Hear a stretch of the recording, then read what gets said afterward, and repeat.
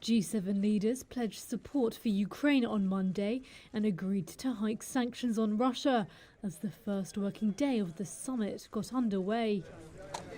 A White House fact sheet said the leaders would stand with Ukraine for as long as it takes by cranking up sanctions on Russia over its war in the country, adding that they would continue to provide financial, humanitarian, military and diplomatic support.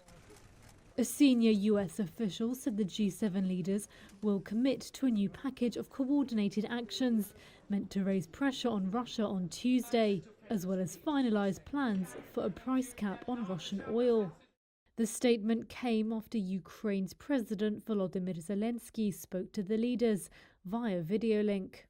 He asked the leaders for a broad range of military, economic and diplomatic support, according to a European official, adding that he wanted the war to end by winter.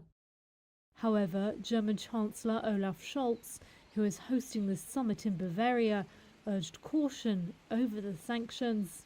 That we are also cautious, that we will help the Ukraine as much as is possible, but that we also avoid that there will be a big conflict between Russia and NATO, and this is what is of essence, to be tough and thinking about the necessities of the time we are living in.